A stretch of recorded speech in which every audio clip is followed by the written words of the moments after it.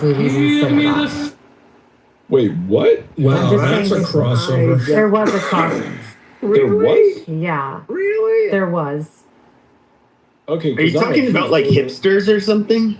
No. No, what? Yeah, that's where I'm like, wait a second here. You're one of those. You're one of them. Definitely nerds on the right that are into fantasy and Dune and, you know, Lord of the Rings and stuff. I've never met. I was in the college Republicans. Yeah. I'd never met nobody like that. And you know how you know. Relax, you guys. So here's another way that you know that like a lot of the political people were disconnected from the working class. When Republicans tried to make Bad Bunny during the Super Bowl seem un-American, do you know Bad Bunny has headlined a bunch of WWE events and wrestled? White people who are working class know who Bad Bunny is because I think he was in WrestleMania. I'm still trying to figure out the Lord of the Rings. As in a wrestler, or was he just still trying to figure out the Lord of the Rings. Yes. With Bad Bunny, I'm sorry, the slightly overweight white kids that were working class. It was me and them in the watching. I get the whole like. I think that was the St. Louis thing. It must have been I'm talking about my city. It's your neighborhood. But I don't feel like nerdy. I don't feel like WWE attracts nerdy. No, I feel like okay. I'm just saying that there's a bit of fantasy sprinkled into the also wrestling. Oh sure. Well, that's what I'm fantasy saying. Was that's the part I'm like, okay, that's where I don't get her information from. If you had this is my lived anecdote. Personal observation. This might be as are yours, you guys. I know. That's what I'm suggesting. I'm trying to give you I know, Ben. You're trying to be on my side. I know you're really. I just put it in the it's chat. very hard, very hard. I'm trying to connect the dots. Is what Ben, I promise you, there's a sprinkle. There is a sprinkling of fantasy WWE crossover. I put it in the chat. In 2021, Bad Bunny made his in-ring debut at WrestleMania 37. I'm telling you, like they thought that like this was something that only the Hispanics knew who he was. Like he did a whole bunch of wrestling matches. So middle America whites who were working class absolutely knew who he was. Under what name? Bad Bunny? Under Bad Bunny? Yeah. Yeah. It's in the chat. Yeah. But to be fair, I don't know that working class adults would know who he was from WWE. It seems to be more like a kid thing to watch. Well, I mean, the halftime show is not about old people anymore, right? The halftime show, like, it's about younger crowds. You know, the Who is not performing anymore. Who's speaking of who do we have one for next year or not? I guess this one was pretty bad, so I'm sure they're gonna work on the next one. They got a lot of shit. I feel like it's usually a shit show, other than they had that one with Dre and Eminem, and that one was good. Prince was fucking incredible. Yeah, but how long ago was that? I mean, that was like 15 years ago. Yeah.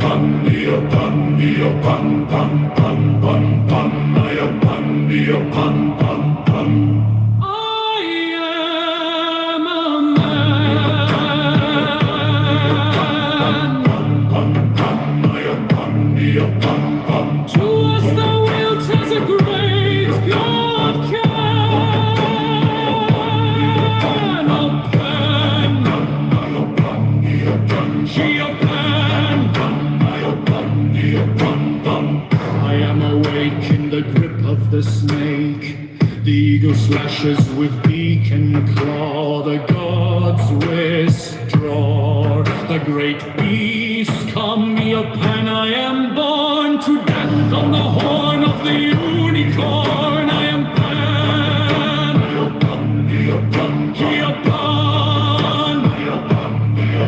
Hereupon, pan.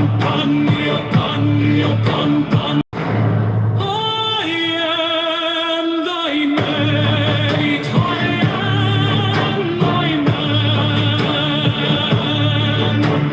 God of thy flock, I am gold, flesh to thy bone, flower to thy rod. With hoofs of steel I race on the rocks, through solstice stubborn to equinox, and I rave and I reap and I rip and I rend, everlasting world without end.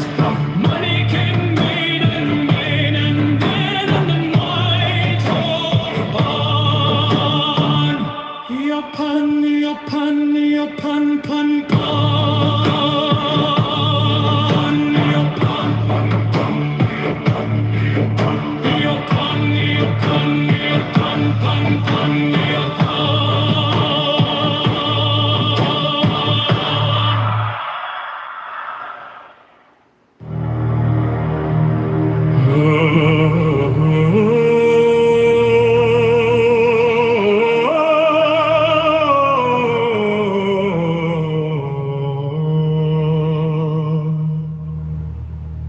Give me the sign of the open eye,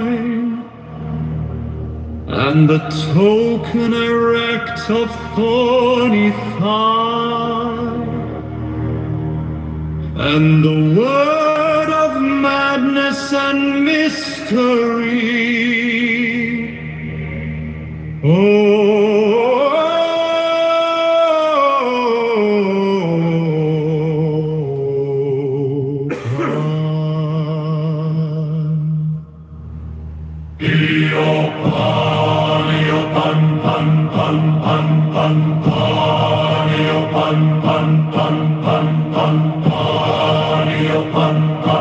I am a man.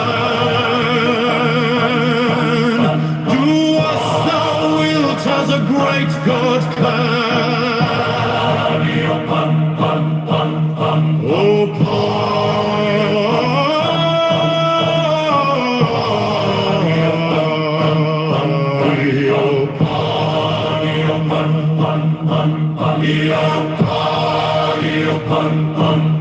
I am awake in the grip of the snake. The eagle slashes with beak and claw. The gods withdraw. The great beast come me upon. I am born to death on the horn of the unicorn. I am thy mate.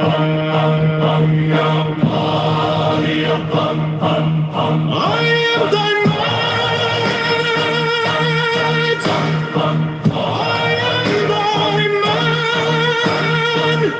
God of thy flock, I am gold, I am God. Flesh to thy bone, flower to thy rod, with hoofs of steel I race on the rocks, through solstice stubborn to equinox, and I rape and I rape and I rip and I rend, everlasting world without end. Money king, maiden, maynard, man in the night of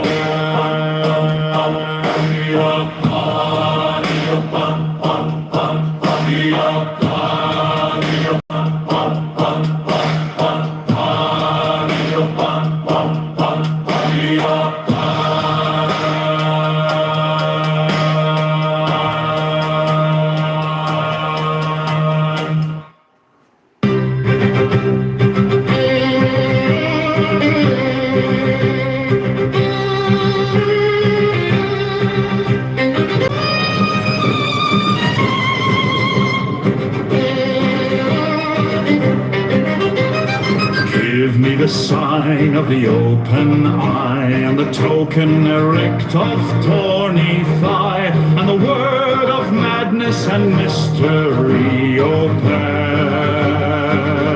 open, open.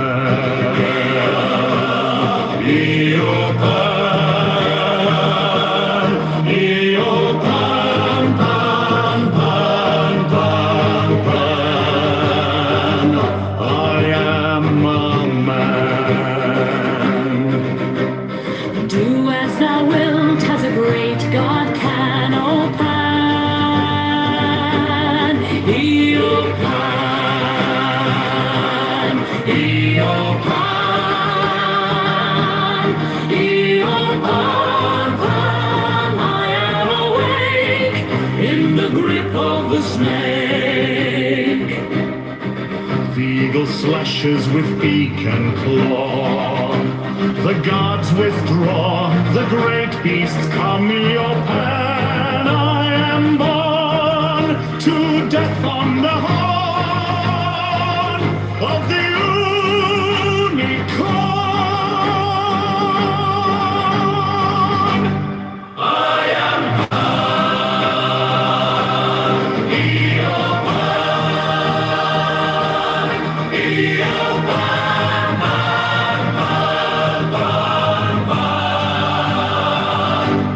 I am thy mat, I am thy man, goat of thy flock, I am gold, I am God, flesh to thy bone, flower to thy rod, with hoofs of steel I race on the rocks, through solstice stubborn to equinox, and I rave, and I rip, and I rip, and I rant, everlasting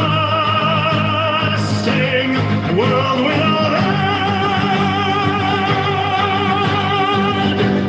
Mannequin, maiden, Maynard, man. In the might of Pan. Be your Pan, be your Pan, Pan, Pan, be your Pan, be your Pan.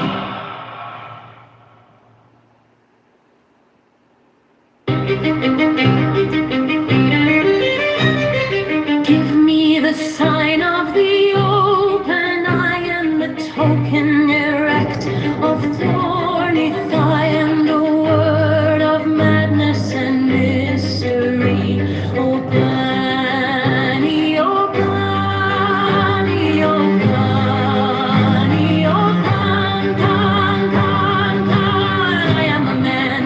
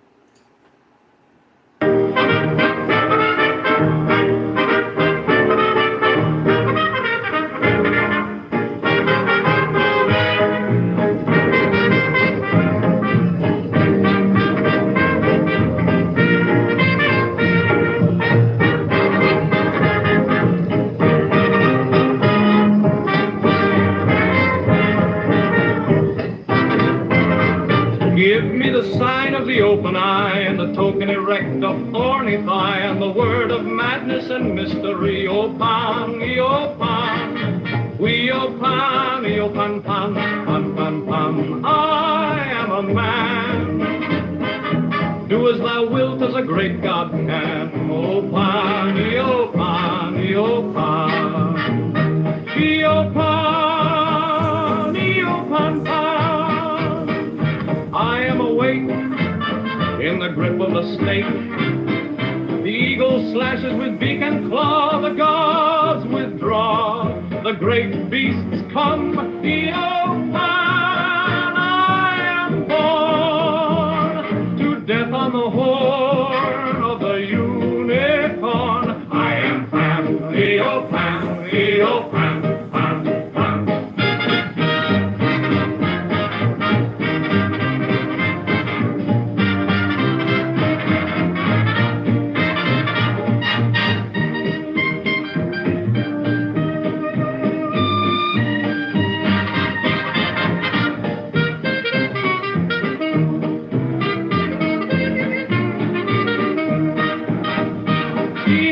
Eopan, Eopan, I am thy mate, I am thy man. Go to thy flock, I am gold, I am God.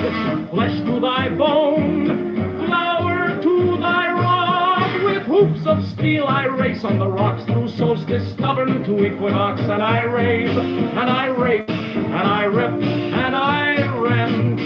Everlasting world without end, mannequin, maiden, maided man, in the might of Pan, Eopan, Eopan, Eopan, Pan, Pan, Eopan.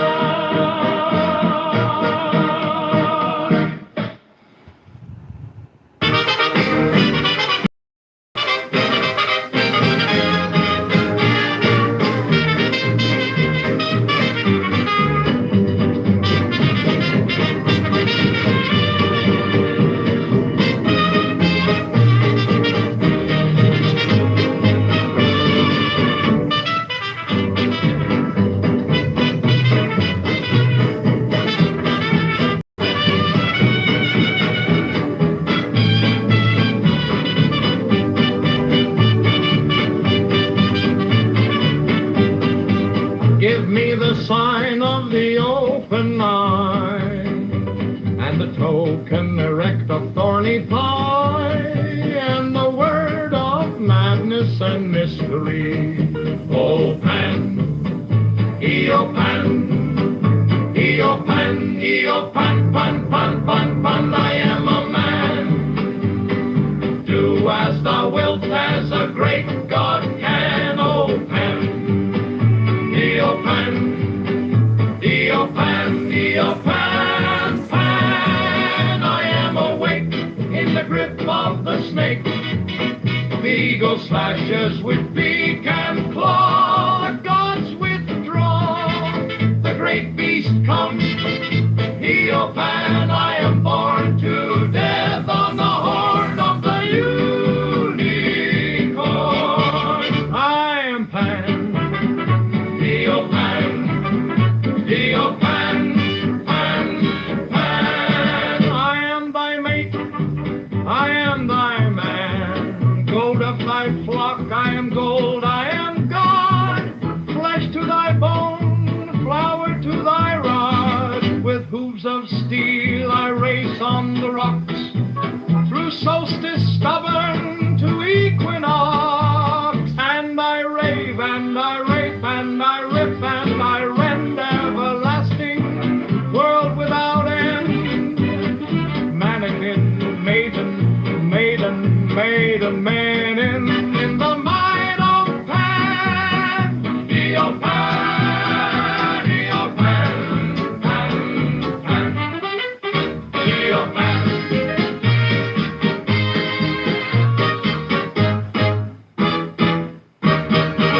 Eopan. Hoy, hoy, hoy, hoy, hoy, hoy, hoy, hoy, hoy.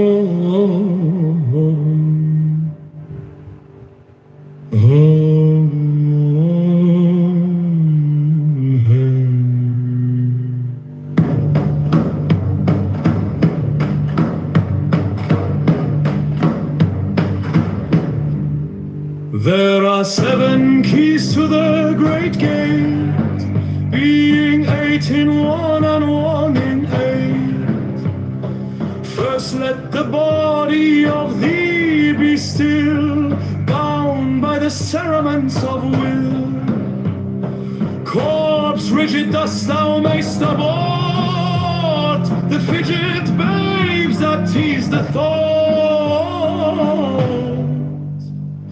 Next let the breath rhythm be low, easy, regular and slow, so that thy being be in tune with the great sea's Pacific swoon. Third, let thy life be pure and calm, swayed as a windless palm. Fourth, let the will to live be bound to the one love of the profound. Fifth, let the thought divinely free from sense observe its entity. Watch every thought that springs, enhance hour after hour thy vigilance. Intense and keen turned inward, miss no atom of analysis. Sixth, on one thought securely pinned, still every whisper of the wind. So like a flame straight and unstirred, burn up thy being in one word. Next, still that ecstasy prolong thy meditation steep and strong. Slaying even God should he distract thy attention from the chosen act. Last, all these things in one are powered, timed at the midnight blossom flowered. The oneness is yet even in this, my son, thou shalt not do amiss.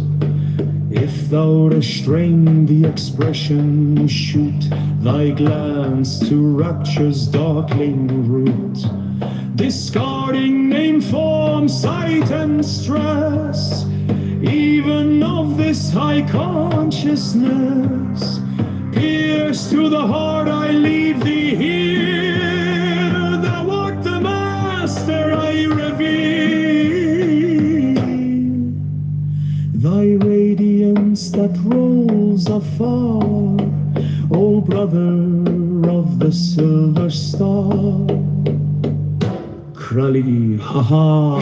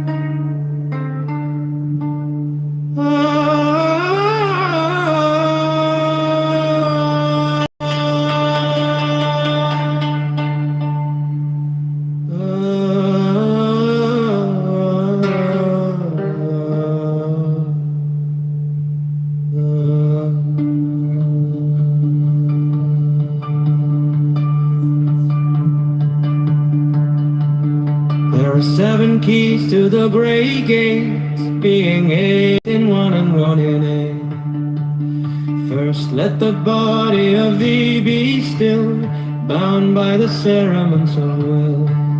Corpse rigid, thus thou mayst abort the fidget babes that tease the thought. Next let the breath rhythm be low, easy, regular, and slow.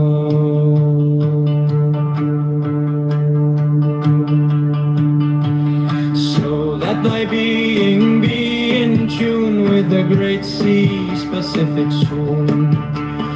Third, let thy life be pure and calm, swayed softly as a windless balm.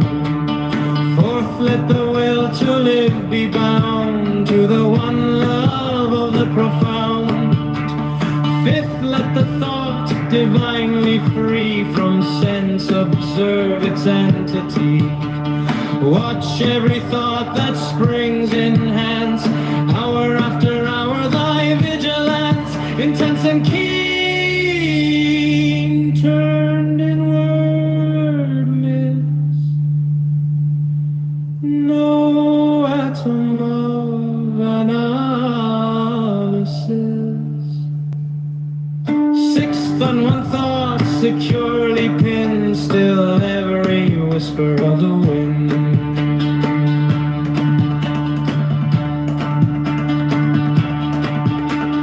So like a flame straight and unstirred, burn up thy being in one word.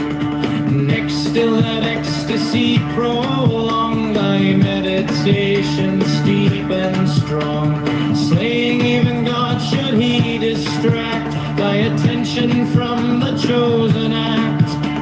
Last, all these things in one o'erpowered time that the midnight blossom flowered. The oneness is yet even in this, my son, thou shalt not do amiss. If thou restrain the expression, shoot thy glance to rapture's darkling root, discarding name, form, sight, and stress, even of his high consciousness.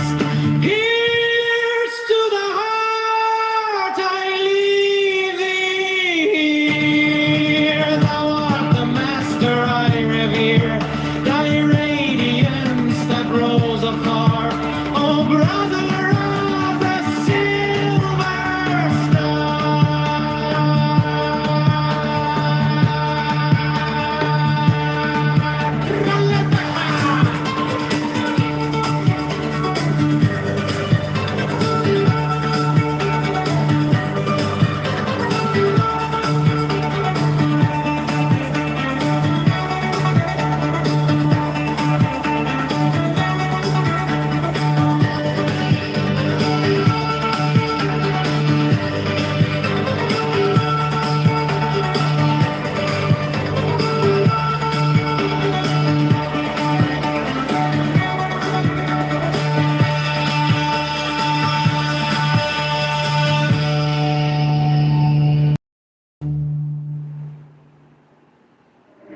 There are 7 keys to the great gate, being 8 in 1 and 1 in 8. First let the body of thee be still, bound by the cerements of will.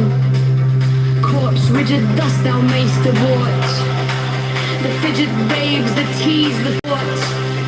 Next let the breath rhythm be low, easy, regular, and slow.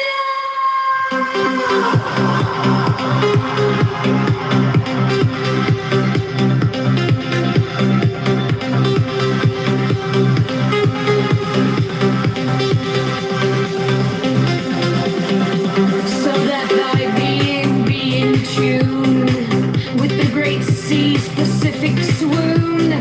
Third, let thy life be pure and calm, swayed softly as a windless palm. Fourth, let the will to live be bound to the one love of the profound.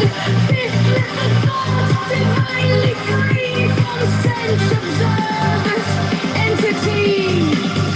Watch every thought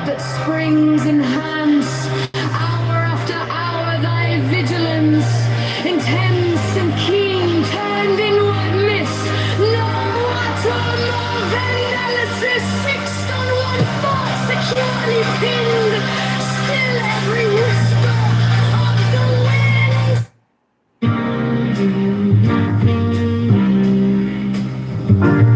That tease the thought. And calm. Slow. Peace, pure and calm. A thought divine. You palm. As a group. And all palm. Money. One. Money.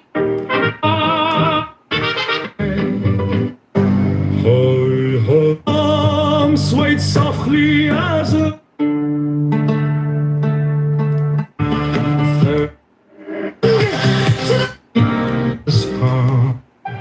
Only free. seas Pacific to the love of the palm.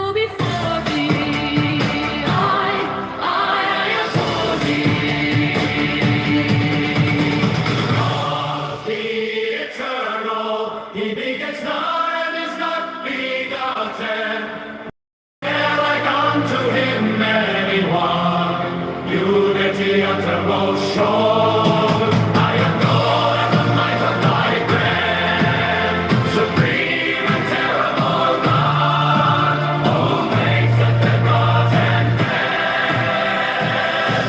to tremble before thee.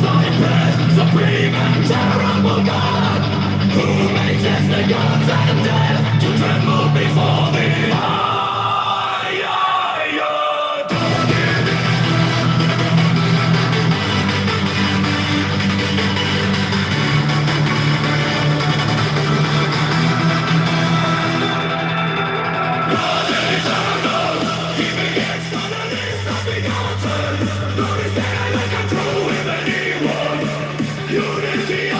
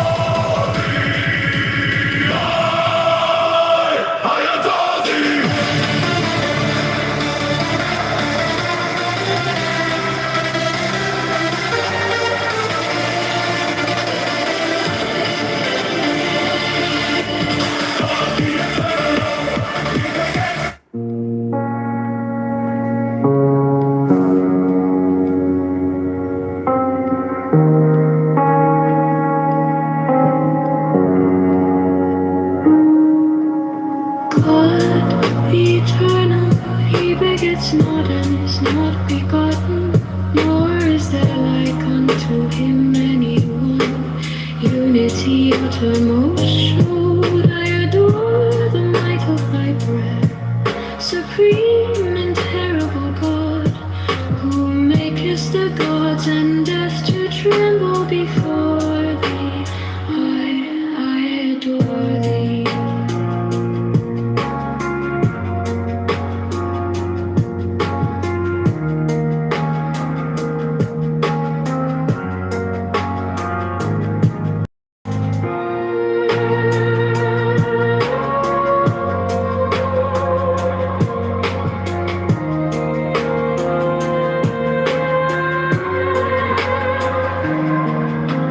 God, the eternal, he begets not and is not begotten, nor is there like unto him anyone.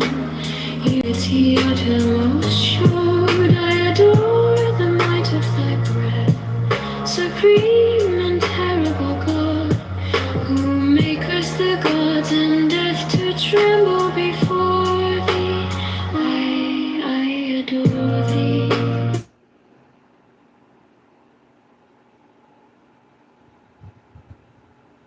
Because of their past behavior. I mean, all of those things are going to be new in this system. And so to try to use... All right, my question is, it's a good question. How about when me and you, if we do meet up, we go to a Yahoo restaurant, we dine and dash, and when they ask me for the tip, I tell them, sorry, I'm not circumcised. That's funny, but I think so they would retarded, get my though. Rabbi. Illumi. Yeah. If they you're were gonna true take- Jews, Rabbi, they wouldn't even let you get close to the door. I do think it's interesting, Illumi, that you saw yourself through the eyes of, like, through the experience of the Jews. You're like, oh, this is what it's like to be in exile, you know? I mean, When did you start to see yourself that way? I've always, whether via Palestinian education, religious understanding, or American education. Did you learn about the Holocaust in Gaza? Probably not. Yeah, we are taught about the Holocaust. We're taught about World War II. We're taught about... No, we acknowledge the Holocaust. We just, they don't really mention the numbers. So, you know, there was, they talk about a genocide. So it was a Hamlet Ibada. So the Yahud Oroba. And so this is mentioned. And then I think there's an estimate given, like figures talk about and something, but you know, I think the 6 million number became more apparent with like MTV and the Seven Heaven Club or all that.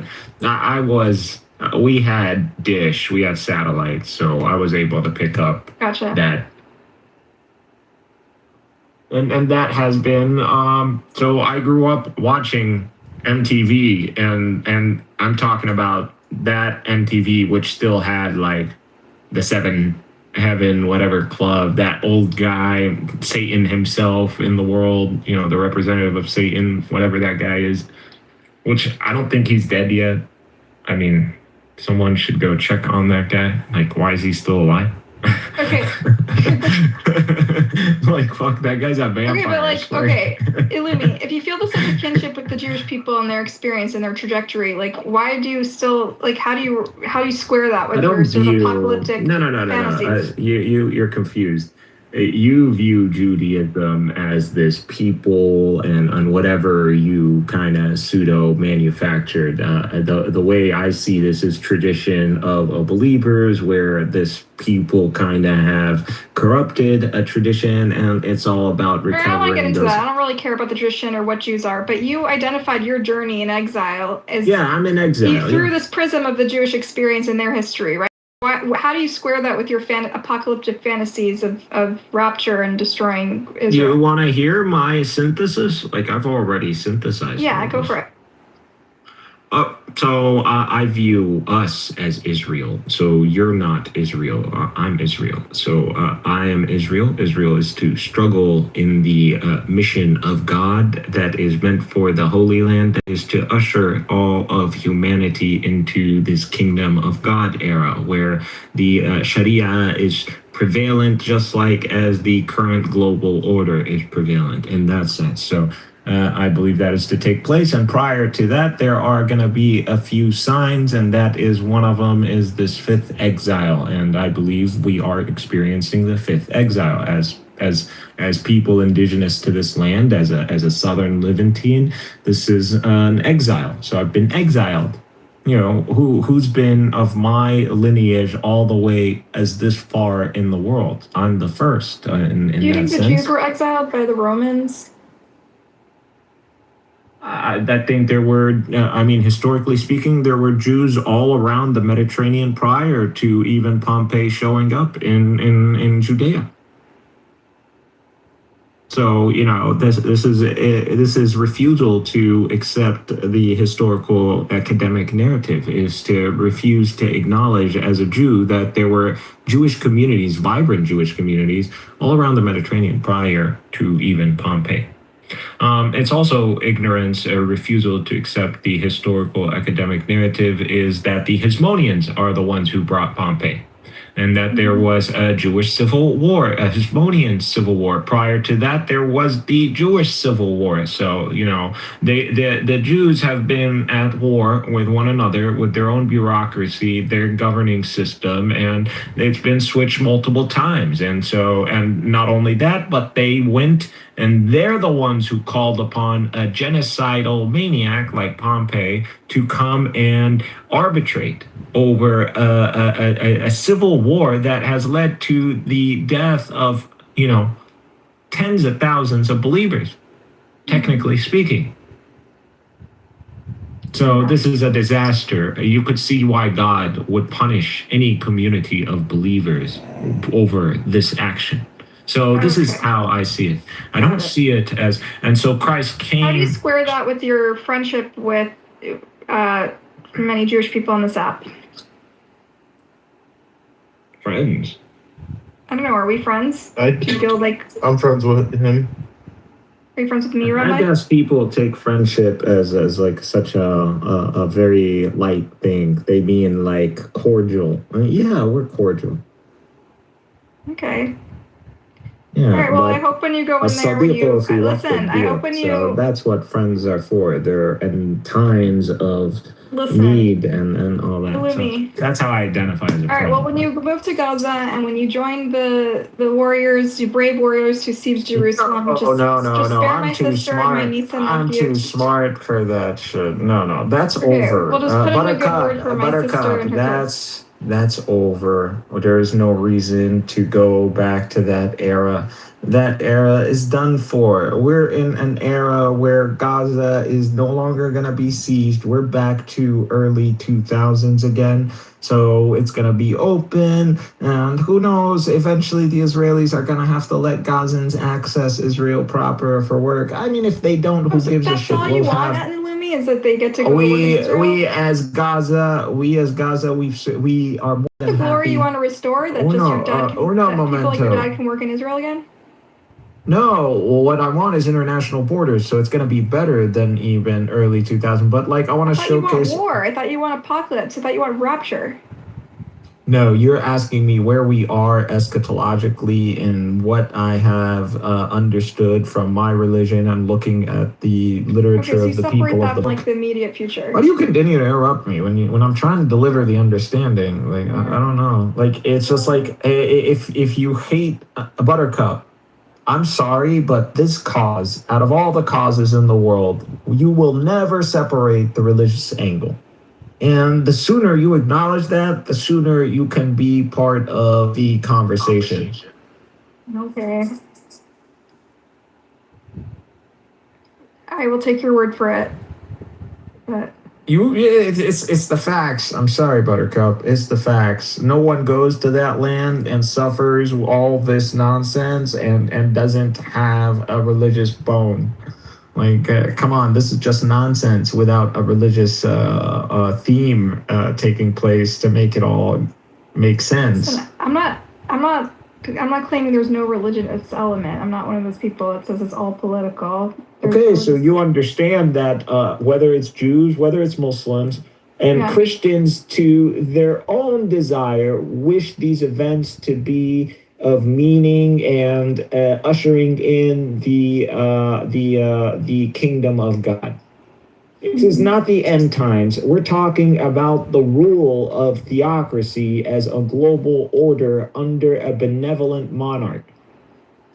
All right. Anyway, this has been really interesting conversation. Thanks for sharing, being so open with us. I really appreciate it. What, you gotta go? I kind of have to go to sleep soon. Can we still get the room going? What do you say? Can we still keep the room you want to going? stick around, Illumi, and hang out and tell people about your... No, I want you to hang out as well. I mean, it's Saturday. Why? Because I'm your friend, right, Illumi? Well, I mean, you're one of the most sensible honest, voices you love on me. Clubhouse. I love you, Buttercup. I love you. What the hell is this? What the hell is he this? does have a soul. See, Amos's coexistence rooms are working. There is life in his heart yet. This is the power of Amos's rooms, the coexistence. So what do you want to talk about, Buttercup? Or anyone else? That's fine. Go on. I said a lot. I mean, Jindib is a West Banker. He's also been around. Yeah, I was over there. listening to your experience being a student in Gaza, and you went over a few things. Of course, we have had a different, totally different experience in terms of schooling. Similar in terms of the teachers, status in the community, in the society. That's in days past. That's no longer the case. And the curriculum, you actually caught up with the being taught the Egyptian curriculum. What does it go over in terms of schooling? Of course, yours is a very particular and special case in terms of you being an American. But that's for Gaza. But there are many Palestinian Americans who end up growing in Palestine and the West Bank and Gaza. But the back to the curriculum, I recall the curriculum was the Jordanian curriculum at one point, but we also most of the curriculum was run by the Israeli civil administration, where history was never taught, the word Palestine was never mentioned. We were never taught any of the stuff about the whole issue of Israel and so on and so forth. Interesting. That came later, because the entire curriculum was actually managed or run by the Israeli Department of Education. So the books actually had Oh yeah, Illumi says he remembers that when there was Israeli books when he was really young. Right. Yeah. So. Jindib, what did you make of Illumi? What I find really interesting about this period in Illumi's life is they came after Oslo with this. There was all this optimism and hope, right? And then slowly watching things fall apart. You probably had the same experience watching things. Yeah, those years were those years. I don't know if we were extremely naive, but they were very hopeful years in terms of the, people actually believed there is a path forward at which there was some freedom of movement for people. Things started to get different, to look different, to feel different. Less dangerous. For a short period of time, things, people were very, very optimistic. You started to see, Palestinians who lived, outside of Palestine start to come back and invest money and, setting up companies and building. And so there was an extreme sense of optimism that did not last for too long. But there was that feeling, the feeling of being hopeful. People traveled. We used the Ben Gurion airport more often. It just had a different sense of things. But then, just a couple of years into the thing, we started to realize that this ruse is not going to last. And then we started to deal with this new system of the so-called PA and the Palestinian government and who they brought in. And we started to take a peek at who those people are and how they functioned. And we knew, but I knew where things are, in which direction things are heading. Then, of course, the Gaza split and the Hamas, the dealing with the Hamas people and their rise to power, and the history that we are all familiar with, Dahlan and the coup of the Hamas people taking over Gaza, and things started to go kind of south from then on. Like 5 or 6 years. I think around 2000 or so is when it started. It was clear that it is over. Yeah. When Ariel Sharon came in. All right. Such a tragedy. And we started to feel that Israel is not really interested in the whole idea of so-called, the peace process. We kept hearing this term, the process. They made peace as a process. What is we started to ask questions like, a peace is supposed to happen. It's not to be supposed to be a process that is an ongoing, non-stop. Yeah. For forever. And like he said, when Sharon came by and he had, they always wanted a plan to torpedo the whole so-called process. And Hamas also had the same agenda, at which time, every time there was a certain movement in a certain direction, Hamas went and deployed their suicide bombers into Israeli communities. And that kind of started to bring back the right-wing Israeli elements into the government. Netanyahu did the same thing with the Yitzhak Rabin, at which I sometimes view him as single-handedly responsible for Rabin's assassination. Yeah. And we started to feel how the Israeli society, how the Israelis on the right side of issues we started seeing Rabin's picture in caricature being dressed as a Hitler guy. Yeah. Even Rabin's wife thinks that. Wait, Shinda, just to be fair though, like, how much do you attribute? Do you see these spoilers on both sides fueling each other, or do you see them equally culpable, or one side more or less culpable? No. Spoilers on both sides. Yeah, the Hamas people felt they were being squeezed out of the whole Islamist thing. They were being squeezed out of the whole so-called process. So they resorted, first of all, they actually ran for elections. They ran for elections and they put up their lists of candidates and they won. And that was not very surprising. I personally didn't like it, but they won the elections. And of course, the Americans, the Israelis thought, and of course the PLO people thought, we can't live with this shit. Mm-hmm. So they torpedoed that whole thing, and the elections were pretty okay. They were pretty fair and square, and I thought they would have enough wisdom to let those guys form a government for a few years, after which they will eventually unfold and leave, and they will be voted out. But that, of course, didn't happen. The Haniya of Hamas actually formed a government for a couple of months. And then the Americans also started to really interfere with Arafat and his. They didn't deal with the Hamas-led government at all. America and Israel boycotted.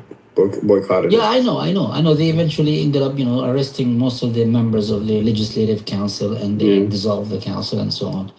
But also, they also started to prop up this character Abbas that we have now. And these guys kept imposing him on Arafat, and that's history. Yeah, and on the other side, shit was happening too, right? They killed Rabin, and there was all this incitement against Rabin, and the far right was rising. So this was happening simultaneously, where there was people who were refused to allow, who were spoiling on both sides, and each time something would happen, it would fuel the other extremist movement. Well, sometimes I felt like maybe those Islamists knew something that we don't know in terms of Israel's intentions, in long term. So they were right about the Israel's intention in terms of, were they actually in the process of granting Palestinians like a real state, real independence, real freedom? Do you think Rabin was sincere? I don't think so. I don't think so. Maybe he was on a personal level, but I don't think that.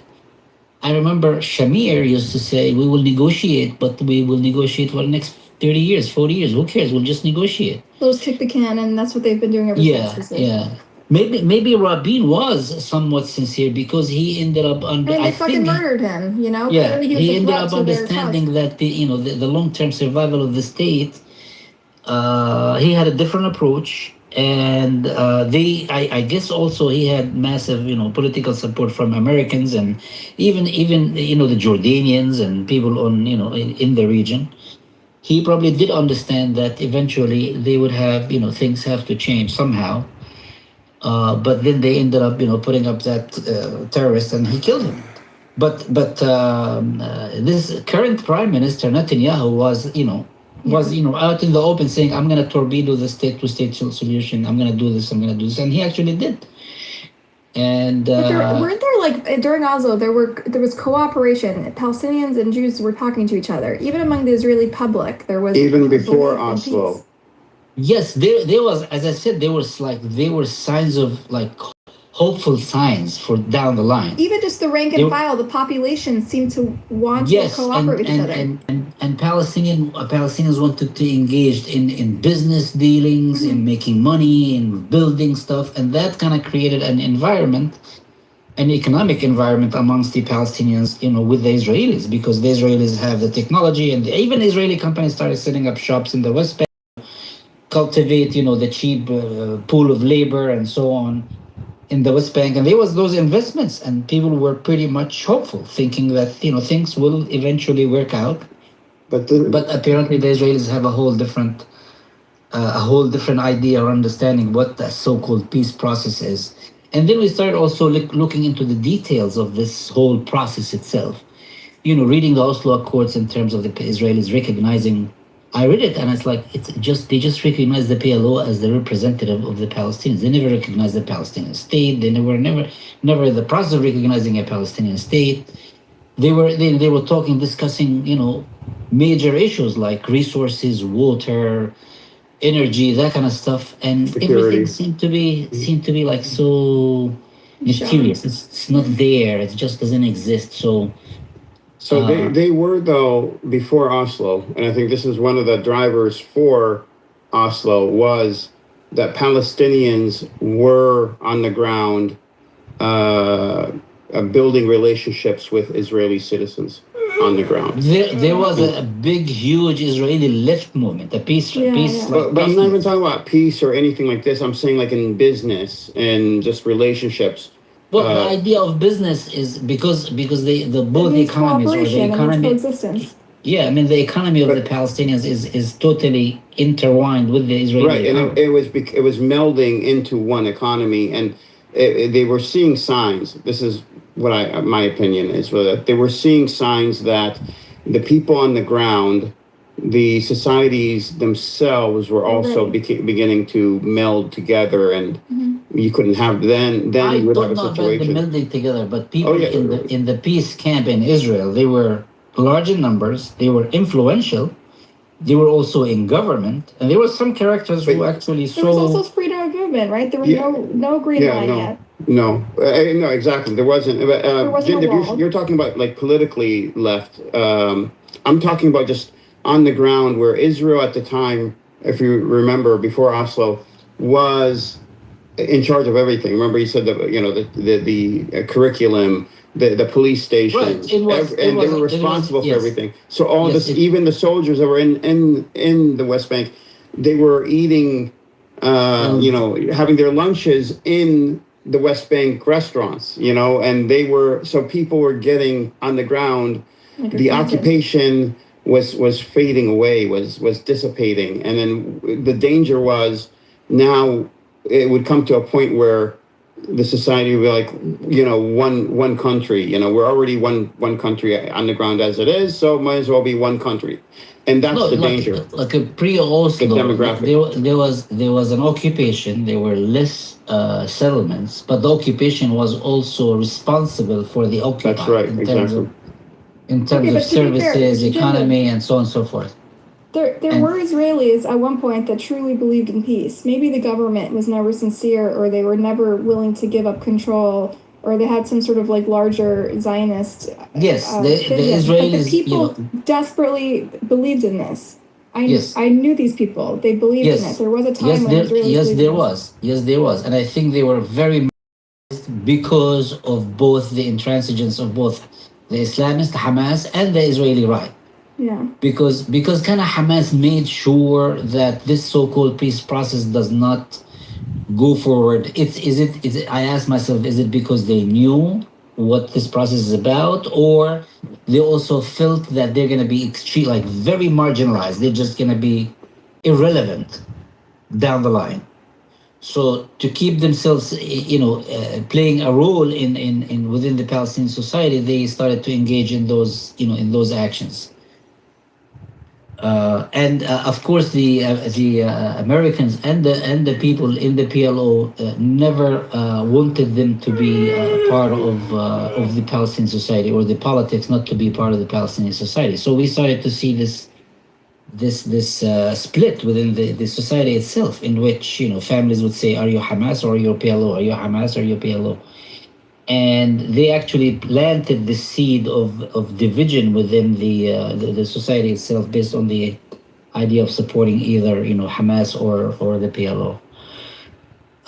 And that's all that you ever watch the gatekeepers like of the former Shin Bet to talk about like how, I don't know, it's like a documentary of like ex-Shin Bet and military leaders who kind of watched Israel creates the resistance through like not knowing when to stop, Yeah, I didn't watch the show. And you see Ami Ayalon and all these former prime ministers who now talk very like idealistically about two states and how there's hope for the future and peace, and condemning the occupation and how it's not sustainable. But it's always after the fact, Like years later, they're retired and they talk in ways that seem like they did at one point want a peace process. When they're ruling, when they're governing, they say we have to be pragmatic, we have to keep people safe. And then after the fact, they become like the most virulent, loudest voices against the occupation, against the genocide, against the brutality in Gaza, right? Right, but because they are politicians, they want to stay in the seat of power, and they play to their domestic people, I guess. But maybe they didn't have breathing room also, because every time they tried, then something would happen, and from the Palestinian side, and then they had, how could they explain to the people how they're giving back land or being lax, and being weak? It's like a tough, when you're a politician, you're put in this position where you have to juggle what the mandate is from the people with like your higher ideals, it's an impossible, I don't know, Yeah. And back to Ilomi, I guess, back to the Gaza Strip. The Gaza, that's where the PLO started, sitting root, and that's where Arafat came in, right? And I remember how much money was pouring into the Gaza Strip. I've had friends who invested millions of dollars buying property in Gaza, trying to develop and build build hotels and build projects and so on and so forth. And that all of a sudden, came to a halt, and they lost their investments and they lost their money. And then we started watching the corruption of those characters who came in through after the Oslo Accords. They came from Tunisia, and they came from Lebanon and from other parts of the Middle East, and they felt like some people who were from like some other planet. They were corrupt, they were hungry, they were just not up to par with the way we lived as Palestinians, because we lived under a brutal occupation. We were not looking to get rich or be corrupt. We just kept our head down. We just farmed the land, kept the land, and things stale, or they stayed the same for years or end. And all of a sudden, those characters who come in, and the PLO started to set up their security apparatus. And I actually remember talking to a kid who was just enrolling in the security apparatus of the PLO, and I was talking about Arafat. And I remember him saying, like, you have to say, his honor, whatever, the president of Palestine. I said, like, who the fuck are you? Like, why am I talking about Arafat? It's just another character to me. So they were setting up this new system of government that is very similar to those, other Arab governments. And there was a character the Americans sent into the West Bank, Dayton. His name was Dayton, General Dayton, who was a CIA operative, and he was setting up this entire government system, and the whole system was concentrating on how pretty much to be they were training people how to fight terrorism, how to do this stuff. But if eventually it became clear he's setting up just like another a little dictatorial police state within the Palestinian population, at which you cannot criticize the upper echelon of power. You can't say anything about the leader of this government. I literally was talking to the kid, and the kid like, why are you talking about Arafat like this? You have to say his honor or whatever it is. I don't know the word. Really? Yeah. He's like a young kid. I was like, go fuck yourself. Who the fuck is Arafat? He's just another Palestinian, because we don't have this shit amongst ourselves as Palestinians. We did not experience living under a dictatorial Arab regime. Like, I know how it feels to go live in another Arab country at which you cannot discuss the king or the emir or whatever, the queen. You can't talk about them in public, because if you do, I know you're gonna end up, being hauled to jail. We didn't have those feelings, so all of a sudden we started to feel like there's a new government, a new dictatorial Arab government that is being, brought in, and they are training them in all those dictatorial methods. They like elevated him above the people. Say it again? He was like elevated above the people, like he... Right, well, not him particularly, but we started to feel that this system that they're bringing in is just a very typical Arab government system, like another dictatorial system that they are, implementing. And they were training, they were spending the money. They were also, putting up roads and doing infrastructure, so new roads start to come up, all with this USAID money. And things started, the geography of the place or the topography of the place started to look different.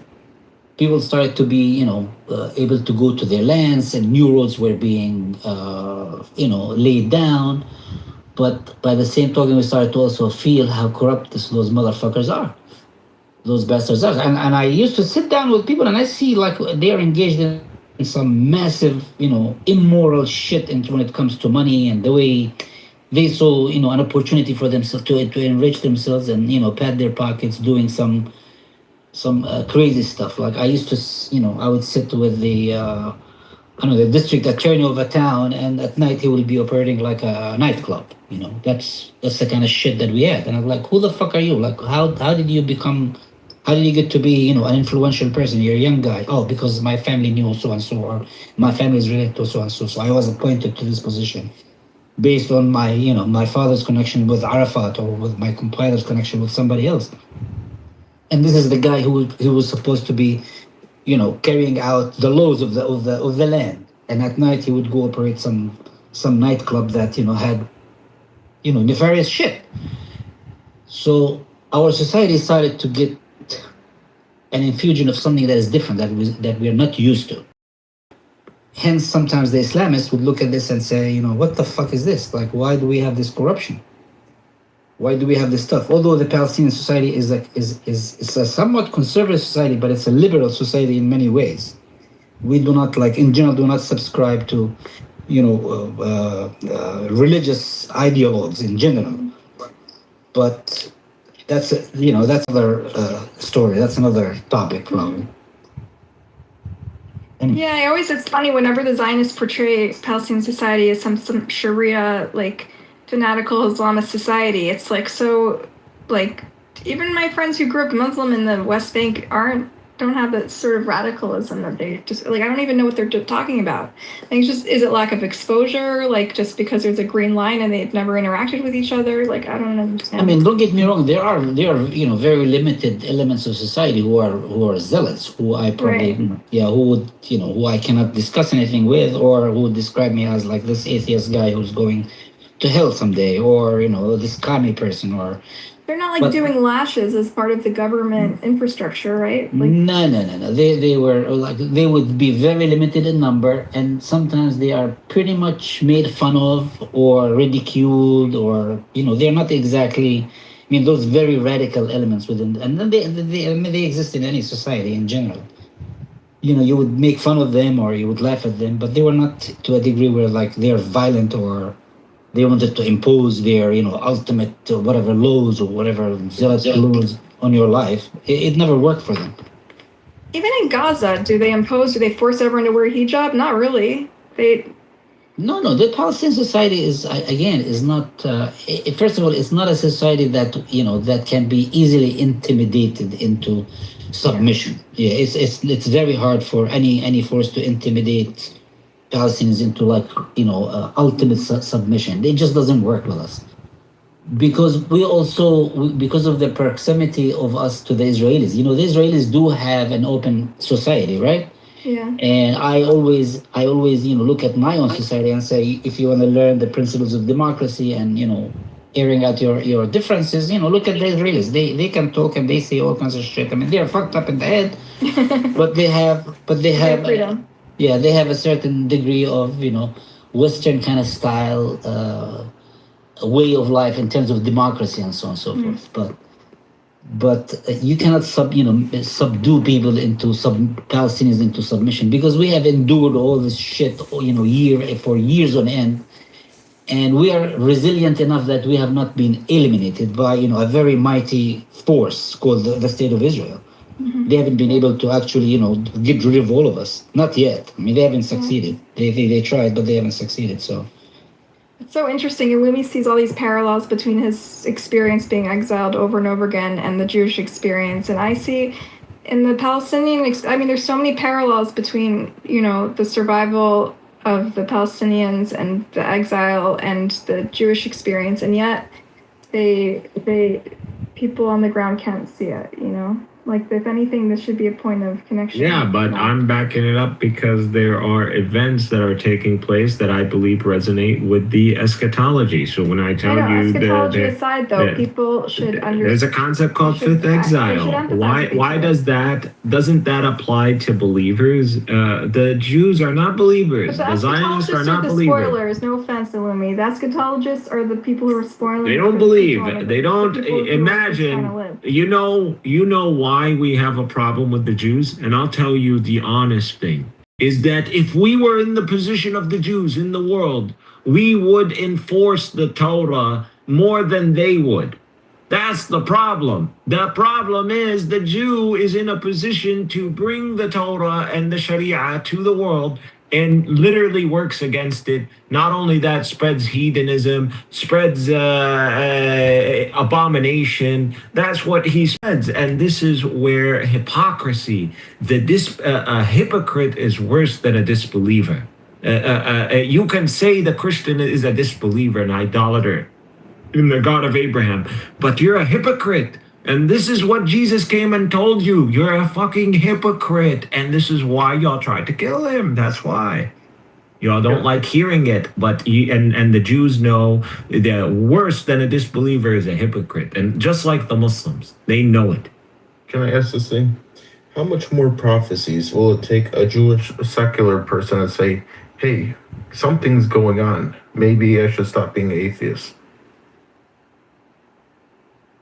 God talks about them in the There's a Quran. joke there somewhere that I can't figure out, but Someone bukmun umyun, like Allah has sealed their hearts and their sights and their ears. If anyone truly understood the circumstances, you would be shivering right now. This is all happening. This is stuff that's been prophesized. This is prophecy coming true. It's happening, and you spread. God of Abraham is so close to us, and you're spreading this in His sight. Are you insane? This is how we look at them. They're insane people.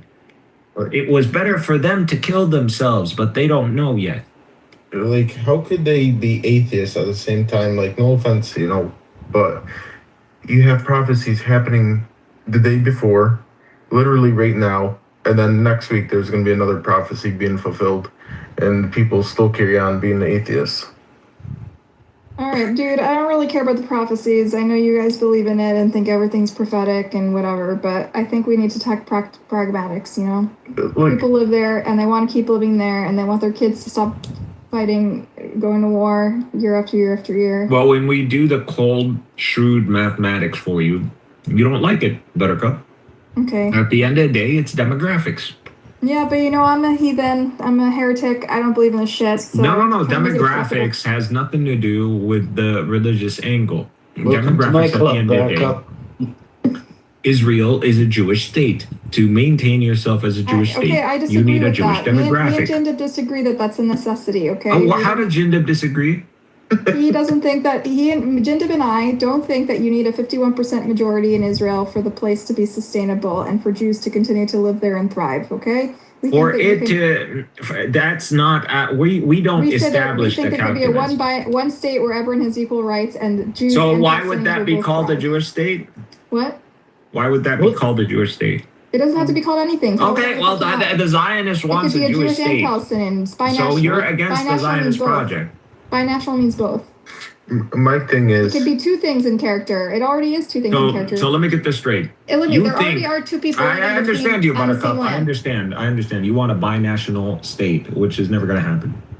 But you have your think way, that's true. I'm sorry, Buttercup. I'll explain to you why it's never going to happen. But because you're assuming the colonial experience of the British with the native. That's what you're assuming. This is not going to be the same experience. So it's not. I agree with you. But don't you think eventually, if this state, the so-called state, the Israeli state, if this state is no longer run as a state, don't you think the people of the region can? What does that mean? If this state is no longer run as a state, it means like this so-called Israeli Jewish state doesn't exist anymore. Okay, and there are people living on the land, right? So you're talking about the collapse of the state of Israel. Yes. That's what we want. That's what we want. Okay, but I think the bigger question. How are we disagreeing? Okay, the bigger question is: are those people who are living in this region, who are the Jewish people, of course, are they going to be in the ultimate? The Amalekites are. I don't get this Malachite stuff. Doesn't the register with me? I'm just asking. There are people who are. And you don't want to believe. I keep telling you, history repeats itself. Fine. Repeat it. Jindib, till this day, they don't know who the sea people are. Wallahi, in 1,000 years from today, they're gonna be wondering who the hell were the Zionists. Wallahi, history repeats itself. Okay, but ultimately, practically.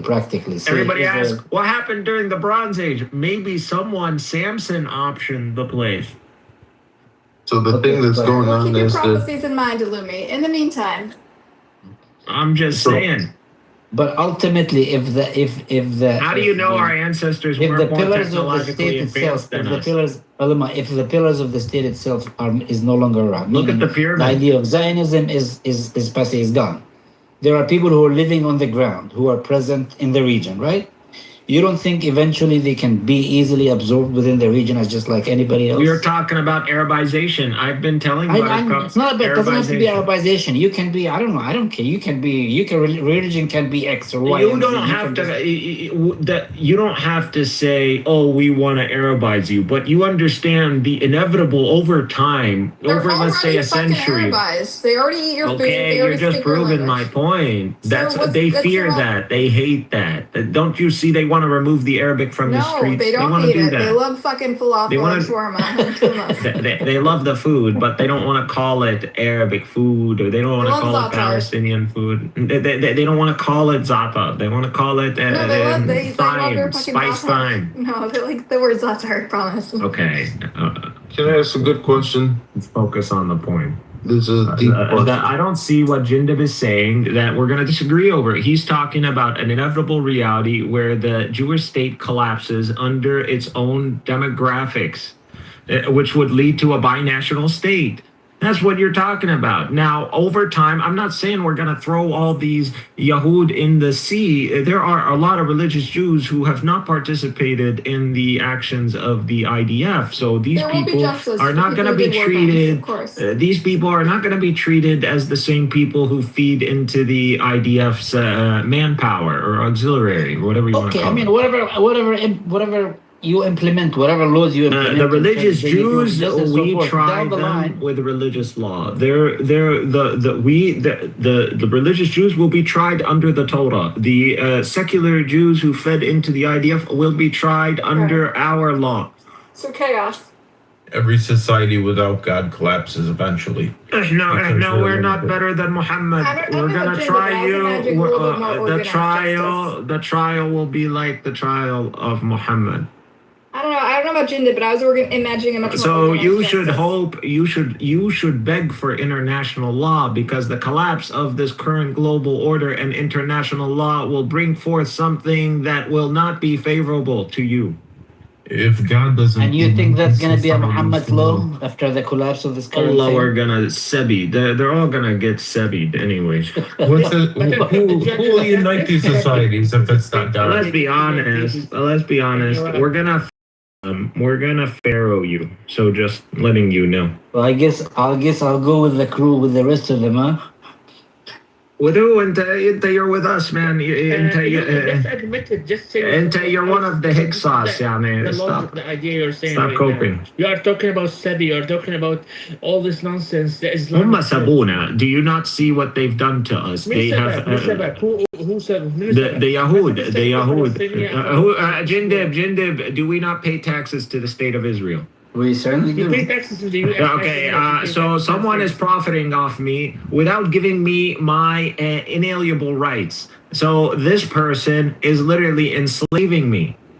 Look, I'm not saying there would be ramifications. Jindib, would you disagree with the description that we as Palestinian population in the territories are enslaved? We are pretty much enslaved. But what I'm saying is, we're enslaved. They jump us. They jump us with M16s now every day in the West Bank where Jindib is at, and they literally are unaliving every single day almost. Okay, but I am not saying. Can you hold on 1 second? I'm not saying. And not only that, they're beating almost the life out of American passport holders. Okay, I want to hear from Dean. Dean hasn't spoken yet. Yeah. Okay, let's hope they will not cut me. Thank you, Buttercup. And so I heard like for an hour and a half. I've been hearing everything. So it's clear to me what Illumi believes in. He's a typical ISIS supporter. The mentality, maybe not this organization, but the idea, the caliphate, the Islamic rule, everything. He even used the word Sebi. So this is pretty clear. And this is what he said actually. For the Yahud, he said there's Sebi. So Jindib was against this idea. That was, as I understood from him. He wanted coexistence with all the Jews. Like, of course, I don't believe in this scenario because Israel is here to stay, and Israel will only stay if it's amidst the God. Keep going, Dean. Ignore him. Yeah, okay. It's funny how they say Israel is only supposed to stay when it admits to God, but at the same time, they cry me baby that Israel is trying to build the third temple, which is the fulfillment of basically a religious Jewish state. No, you're forcing God's hand when you're doing that. Okay, Rabbi, stop. Just let Dean speak, please. Rabbi trolls a lot. No, it's not trolling this time. I don't care. I heard the others. Let me finish. So, go ahead. Yeah, thank you. So basically, what happened? The Palestinians. I heard a lot of victimhood right here, and maybe yes, people suffer in so many places. I've been part of the Peace Factory, if you know it. Ronnie Edry Pushpin and a lot of peace-loving people. I met a lot of Palestinians. What is it? I don't know what that is. What's the Peace Factory? Peace Factory is an Israeli organization that was working on peace with Palestinians and having a two states or even a single state. The idea is a Jew and a Palestinian is equal. That's the main idea. You can search Ronnie Edry Pushpin. How did you get involved if you're from Iraq? Oh, it was online. Oh. Yeah, okay. It was online, and I wasn't even in Iraq back then when it happened. And I managed to meet a lot of Palestinians at that time, and many of them were great. But I started to leave at 2014 when ISIS invaded Iraq, when I started to see a lot of my so-called Palestinian friends were celebrating what happened. So it wasn't just the videos I'm seeing Bank and Gaza as Iraqis were being killed, as the Yazidis were being enslaved, as the Christian houses were being marked, and all of that was happening.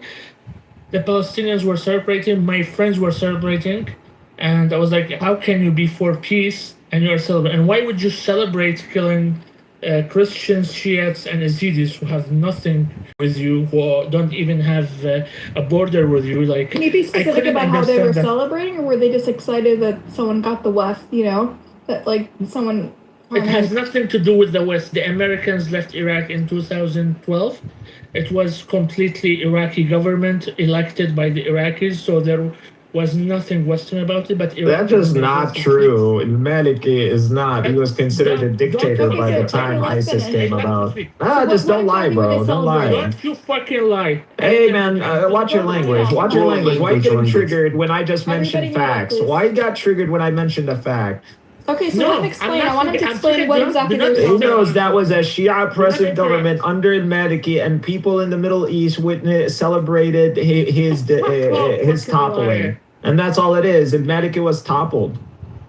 Okay, so I want to hear what his Palestinian friends and yes, of course, Palestinians are going to celebrate the toppling of a Shia extremist government because upon the invasion of Iraq, the Palestinian community in Iraq was pogromed and literally killed, raped, maimed, and sent as refugees, literally stuck on the border between Syria and Iraq. Add to that the Syrian revolution, the Palestinians till very recently were still stuck in no man's land on the border. So that's the demise. That's the demise that the Palestinians suffered in Iraq. And anybody can Google this. Anybody can Google this. Thank you for the context, Dean. I want you to tell us, your friends, I assume they're pretty moderate if they're trying to make peace. Why would they celebrate it? I didn't understand it, but yes, he actually said it. It was the Shiites failing. It was the Sunnis rising. That was the idea. They didn't care that it was an extreme Sunni radical group. That basically my friends, like, they would go with their families to the beach, wearing bikinis, all of that. And at the same time, that's something that baffled me with the Muslims. Like, they would be extremely secular, but when the Islamists take over somewhere, they would like start supporting and everything and start talking about the glory of Allah, blah blah blah. What do you make of it? What do you make of it? Bullshit.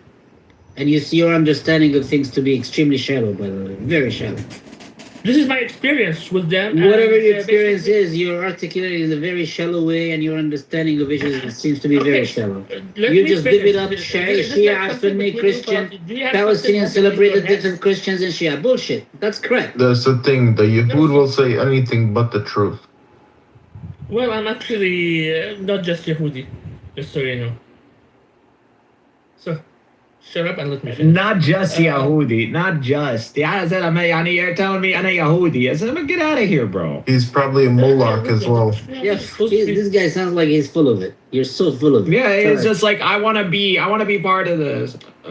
There's no shekels here. Let him speak. Guys, enough. Let him speak. He had an experience, and it sounds like, Illumi, you actually agreed with him about the perspective of Palestinians and roots. I didn't, not in the way that he described it, but yes, there was, again, I'm telling you, this is like prior to even ISIS actually knowing what it is. There is a Sunni revolution that took place in Iraq, and a lot of the West tries to hide this under ISIS and extremism or Islamic extremism because it wants to showcase. Because they want to hide the failure of the American campaign in Iraq. That's what it is. They want to hide the failure. I want to get divorce perspectives on this. Dean, this is his personal experience. You shared your personal experience. I didn't share it yet. They are not letting me share anything. He's cutting me. He literally said... Well, we let you go, bro. You spoke, and then Jindiv responded, and then I responded. Why okay, well, he's half the story. Let's finish the story. He was shocked by his Palestinian friends' reactions. Go on. Yeah, so that was one thing. And when I told one of my friends was actually a bit, he didn't like support or not support. And a lot of people were like in his page and supporting it. And they were telling him, why aren't you talking enough about what's happening there? And there was someone who was really radical. So I commented on the radical friend. So my other Palestinian friend, who has the main page, he messaged me and he told me, please don't reply to them. But you are seeing this is terror and everything. And he was like, yeah, I know, but what can we do? This is a mentality we have here and we have a lot of it. So even he acknowledged it. And he he has to be neutral, as he told me. He has to be neutral. Like, he wasn't supporting ISIS at that point, but most of his friends, his cousins that were living in Jordan and the West Bank, were supporting it, and they were tagging him, and he was basically silent in the celebrations and everything. He wouldn't support it or anything, but I witnessed this basically after that was part of the Peace Factory, because without the Peace Factory, I wouldn't have this exposure with them, because I had limited exposure as a kid with Palestinians, and basically they were diaspora and not really involved in politics. They were in the Gulf, so the Gulf region, they don't really go deep into politics. As Jindal also explained it, like as he said, they have dictatorships, so they avoid talking over there. But others, maybe in the West, it's a different story. Anyways, so you mean to tell me Palestinians? You mean to tell us Palestinians support the idea of ISIS? So there were a lot of Palestinians and not Palestinians. Israeli Arabs, Muslims also. They call themselves I would have probably. If you ask Palestinians, do you support ISIS? The majority are going to tell you no. I've never met a Palestinian that supports ISIS. That sounds crazy to me. But if he means at the beginning days of what was the revolution in Iraq and the state of toppling, if he's talking you again, the toppling of Maliki's got you keep speaking over me, you complaining, every time I bring up this point, he gets triggered. At the end of the day, anybody can look this up. You can AI this right now. You can go Maliki's government prior to the rise of ISIS, and you're gonna get that it was a Shia extremist government and there was a sectarian tension, and ISIS is pretty much a Western formation or attempting to bottle in this revolution by demonizing it, by giving it structure. That's what they attempted. But at the end of the day, the revolution the revolution in Iraq pretty much failed because they are about to reinstall al-Maliki again. They're about to reinstall. Dina, we didn't really hear you. I would have supported the idea of Maliki. Meanwhile, the revolution in Syria succeeds. Subhanallah. How this happened, no one really knows.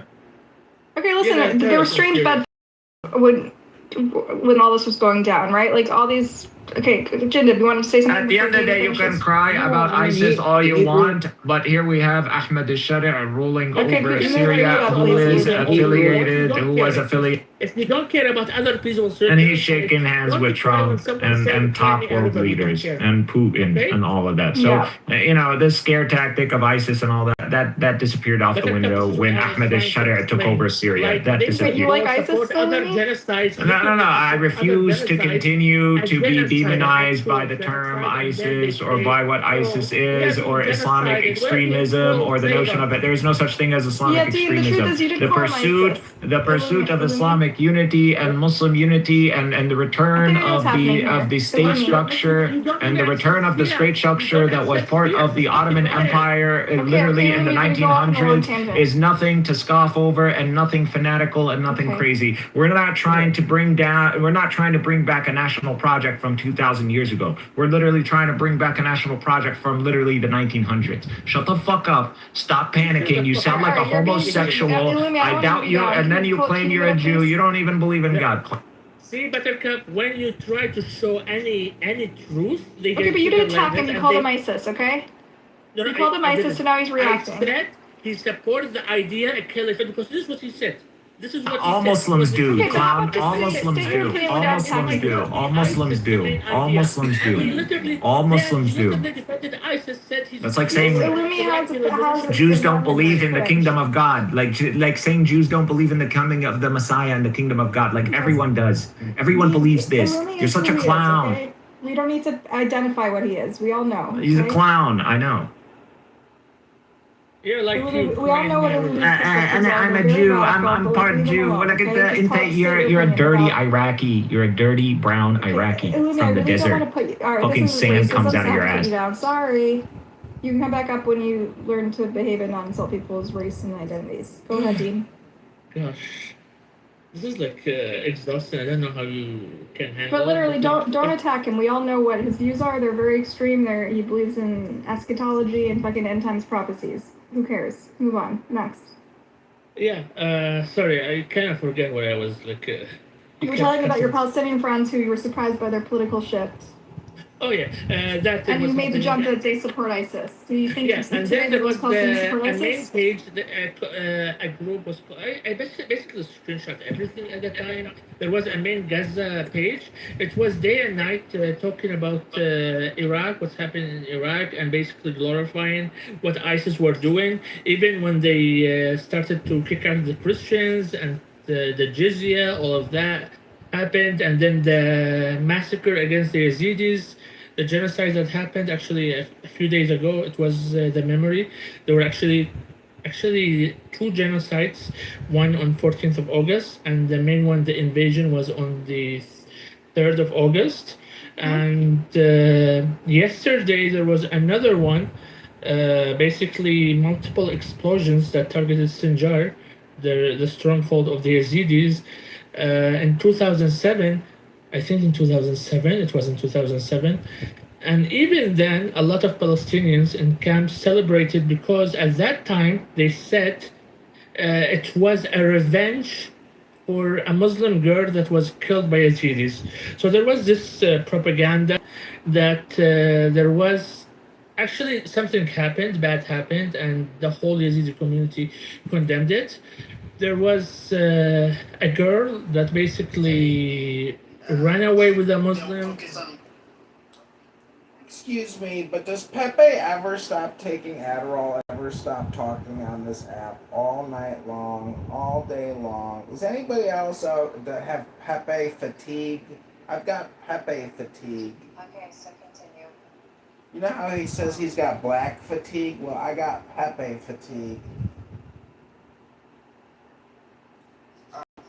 Yeah, I mean, I can picture them saying a lot of this stuff. At the end of the day, if you look at some of these BSA activists have said on Well, I'm sorry. Well, Dean, so you had an experience with your Palestinian friends on the line, and then you saw the way some Palestinians bought into some conspiracy theories, right? Like people who are from low-income backgrounds, often many marginalized communities are susceptible to conspiracies and rumor, right? Like these type of. Exactly, and they always like start shouting Allahu Akbar and glorifying their success. Whenever something. Well, Allahu Akbar is just God is great. Is there something wrong with God being great? Yeah, but like when you are killing others. So you're saying Palestinians do that? We're talking about Palestinians, not ISIS.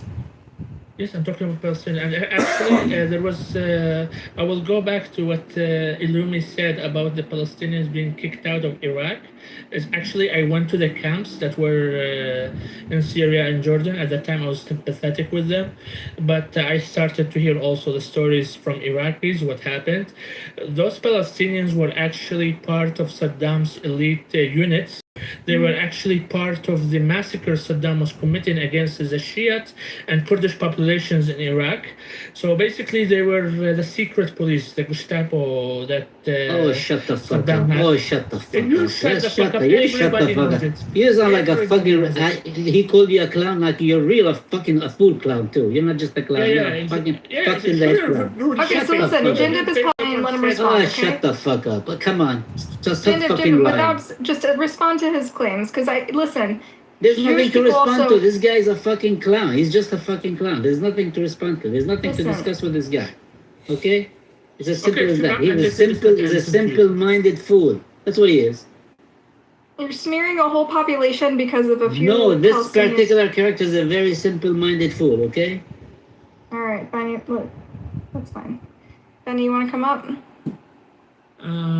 Anyway, Dean, you want to talk about your evolution? Yeah, dude, these refugee camps had women and children. You think these Palestinian women and children were like Gestapo of the Saddam regime? They were the families. Yeah, yes, exactly. So you punish the families, Even if it were true, by the way, not even true that all of these Palestinians were the Gestapo of the Saddam regime. That's fucking bullshit. It's the same bullshit that they use when they said that Hamas was the Gestapo of the Morsi. Hold on. They said that Hamas was the Gestapo of the Morsi regime when they wanted to overthrow Morsi. And people bought that shit. Really, 100 million Muslims and you couldn't find anyone to protect you except for these guys in Palestine? Same thing. Iraq, 40, 60 million people, and you couldn't find anyone to protect you except the Palestinians? No, man, what you're saying is absolute fucking bullshit. It's not true. It's not. And not only is it pretty rare. Not only, hold on, let me finish. Not only is it pretty rare to find Palestinians like Alumi that actually have this kind of ideology. More importantly, with regards to ISIS, not only did Palestinians not support ISIS, right, en masse. In addition to that, I find it very, very hard to believe that Palestinians that you were involved with in a peace initiative that wanted to coexist with Israelis supported ISIS. That I find almost impossible to believe. Yeah, this guy is full of shit. He stunk up the whole fucking universe. You're so full of shit, dude. You're a clown. Well, you're full of shit. If I want to make a story, no, you're a fool. You're a lying fool. You're a liar, and you're not a good liar either. I'm telling the truth. You have your lying skills are lacking. Yeah, because I'm not Palestinian. I can't lie. No, it's just a lie. It doesn't matter what you are. You're just a plain old fool. You're just a fool. You're like a clown fool, like a fool. You're just a fool. You sound like a fool, and you're a clown. You're a liar. That's all. But so you're making a lot of generalizations about Palestinians. Didn't you hear the whole time how he was they were generalizing about the Jews the whole time? Like he wasn't even saying Israelis, he was saying Jews the whole time. This Who? Illumi? The Islamist. Yeah. Well, Illumi we know is an Islamist. Yes, he has extreme views. So yeah, I even didn't. We don't dispute that he's an Islamist. It doesn't mean I was basically again. You're confused. So his claim he came in. I'm just bashing him. I know everything he's doing is a hocus pocus, but the claim that a Muslim believing in the caliphate is an extremist view. Well, I mean that's just the religion. The Muslims believe in the return of the caliphate. Literally, this has been prophesied. If you're a Sunni or a Shia, you believe this. So if this is considered an extreme view, and he persists on calling this extremism, then he's just saying Muslims are extremist, or the Muslim ideology is extremist, and hence he is Islamophobic, and hence he needs to be treated accordingly. This fucking retard's weird loser. ولكن ده واحد معفن. I'll just kick you in the ass and you'll run away like a dog that you are. Damn. Yeah, because أنا بمشيك زي الكلب, and you know it. I would take off my belt and I would put it around your neck and I would make you walk on all fours. Yeah, that's actually what you did. Yeah, that could have gone much worse. I'm actually impressed with how like. Yeah. I don't think I could continue with this. I definitely control myself there. I understand, no worries. I hear them and I speak. That later they will. Can you just explain to me how you're part Jew? Can you just explain to me how you're part Jewish? Yeah, I just would like an explanation. Yeah, I want the. Yeah, he said he's part Jewish. Fine. You guys want him to tell your story? You cannot interrupt. We're not going to interrupt if he focuses on how he's part Jewish. All right, Dean, you've identified with your Jewish roots and you sympathize with Israel. How did you come to this conclusion? Give us the end, the rest of the story. Sorry, which conclusion? I didn't get it. You sympathize. You went from trying to make peace and coexistence to sympathizing with Israel and not believing in coexistence, and to identifying with your Jewish side. How did that happen? Tell us a little bit more in short. Yeah, it happened basically gradually because like my heritage is also the non-Jewish heritage is actually Alawi, and a lot of places like in Iraq and Iran we had to go as Shiites and not mainstream Alawis, even though basically you can't convert to Shiism from Alawi. You are considered a Shiite, but if they hear that you are Alawi, you are basically an infidel, and it's a whole stupid, crazy dynamic. I don't even know how to explain this crazy theological things they have. I mean, that's within the same group, and there's this, and he is they're from a different group. So were you affected by Islamism yourself as your family and your upbringing? Is that why No. I was brought up in a pretty secular environment. Okay. My neighborhood was Christian, Druze, and Muslim. So, did you get along with the Muslims? Wait, like, why do you have Druze all in these Iraq? feelings? Wait, Druze in Iraq? I have origins from Iraq. My fathers have Iraq. Where did you grow up? I was born in Iran, and I grew up in Lebanon. Okay, so. Okay, so what's your experience with Persian Islam? Lebanese? Yeah, he's a Persian Lebanese. Yeah. ده بتحكي عربي؟ لا هذا من عند بحكي عربي Guys, can you speak American here?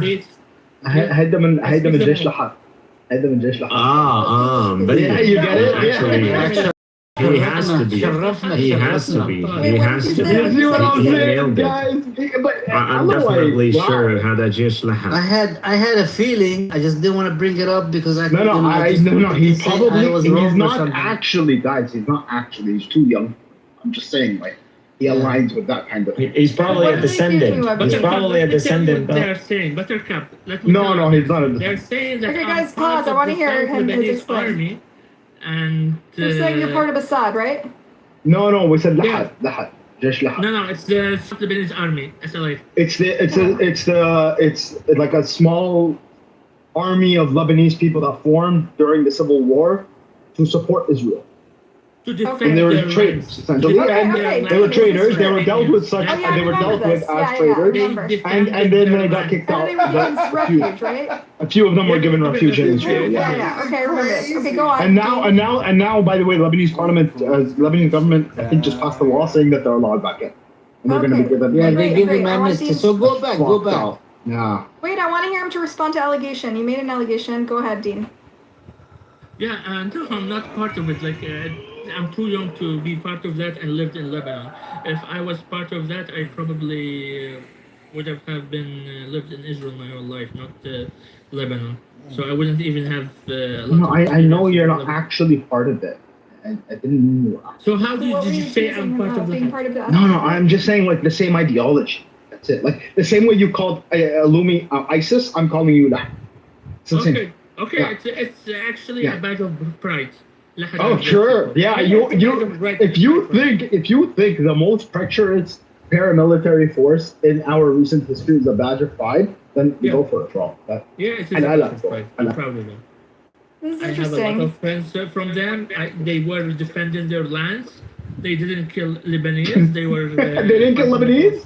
Are you insane? Oh, this is interesting. They only tortured them. Dean accused Illumi of sympathizing with ISIS, and Illumi took it as a badge of pride. You guys accused him of being part of this. What's this group called again? LOE or? No. Okay. It's the South. I didn't take it as a badge of pride. Like I already told you, my understanding of ISIS is that it is a foreign capitulation of the revolution that took place in Iraq to demonize it, to continue the war in Iraq. That's what it was.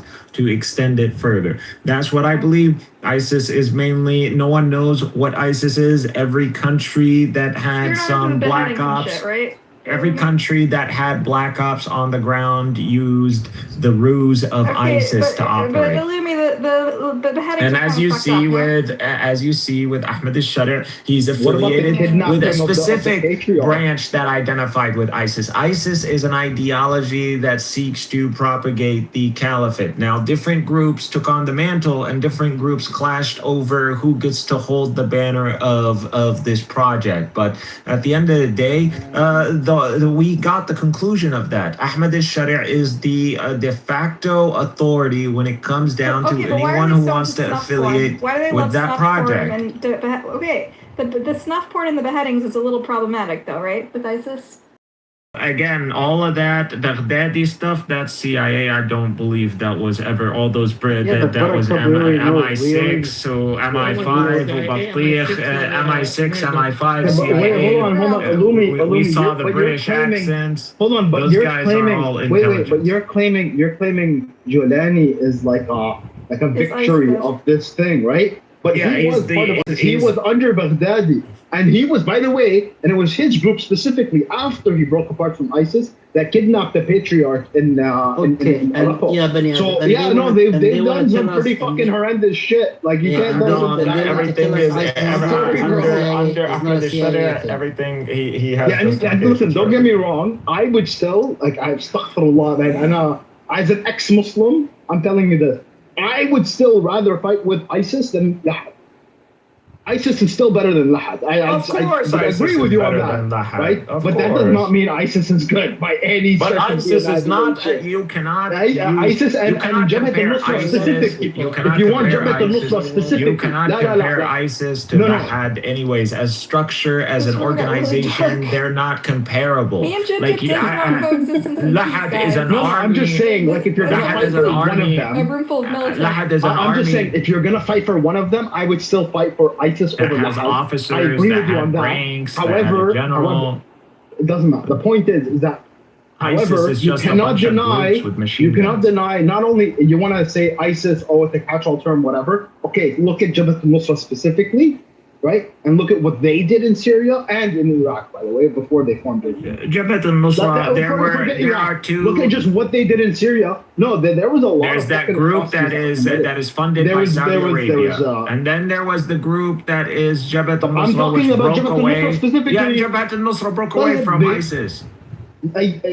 Sure, but even then, even after they broke away, that's what I'm trying to explain. What is this proof? Even after they broke away, they still committed acts of terrorism. One head organization. You can see that there are many groups that split from affiliation with ISIS after ISIS. Even if that's the case, you're still avoiding that there are specific organizations like Jabhat al-Nusra that have very well documented committed acts of terrorism and specifically sectarian acts of terrorism.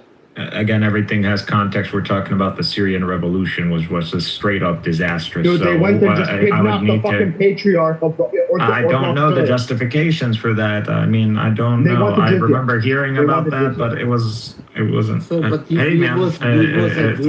both agree. Do you both agree that the whole idea of ISIS and the what am I going to offer you protection, and I'm going to protect your territories and no returns? And the elements of ISIS were organized, financed, and propped up by foreign entities. Now, hence we see the result of ISIS operations in the region. A Shara came riding on a tank, on a Western tank, a Turkish tank, and so on.